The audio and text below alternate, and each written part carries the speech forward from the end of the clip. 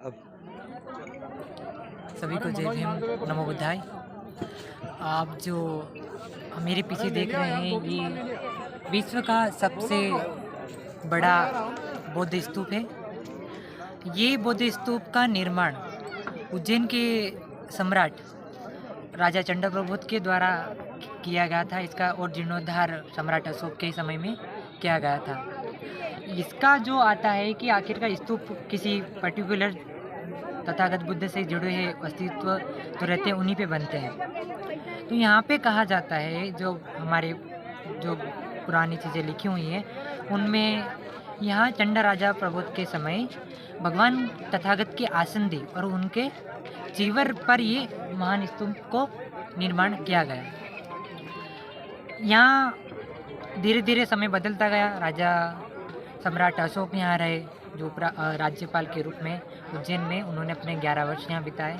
उसी के समय उनकी पत्नी रानी देवी, उन्होंने यहाँ उज्जैन अवंतिका में रहकर ही तथागत बुद्ध की हमेशा अनुयायी के रूप में इस स्तूप की पूजा करते रहे। आगे समय में चलते हुए जब समय का परिवर्तन हुआ तो एक विरासत हमारे हाथों से चली गई और धीरे धीरे ये इतिहास में ही गुम होकर रह गई। लेकिन जैसे जैसे इतिहास, क्योंकि इतिहास यानी पिछले को जानना, तो वापस हम उन चीज़ों को जान रहे हैं। तो आज धीरे धीरे इसी स्तूप का वापस जीर्णोद्धार की ओर हम कदम बढ़ा रहे हैं और नए रूप में इसको वापस स्थापित करने का संकल्प हो चुका है और इसको साकार भी जल्द ही हो जाएगा।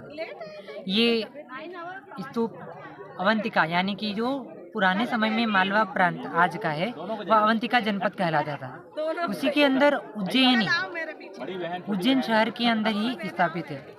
उज्जैन शहर से ही पास में कानीपुरा एक गांव है, उसी के नज़दीक में ये पूरे स्तूप, यहाँ पे करीबन 8 से 10 स्तूप हैं, उसमें से ये विशाल स्तूप है।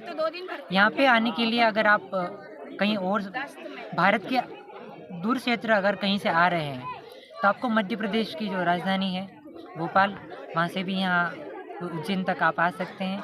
अन्यथा अगर किसी हवाई मार्ग का जो रहता है उससे अगर आप आएँ तो इंदौर यहाँ का सबसे नज़दीकी हवाई केंद्र है।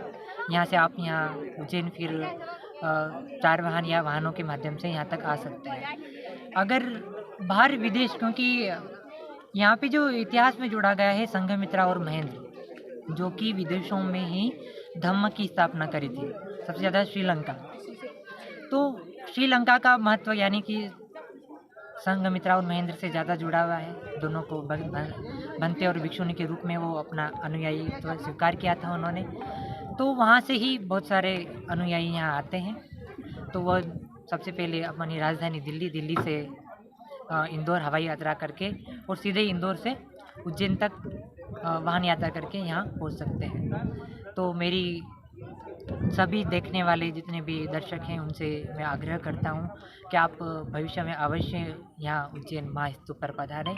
और जो हर वर्ष की तरह हम फरवरी माह के पहले सप्ताह रविवार को यहाँ एक बौद्ध महास्तूप महोत्सव के रूप में एक दिवस के रूप में पूरा हर्षोल्लास के साथ मनाते हैं।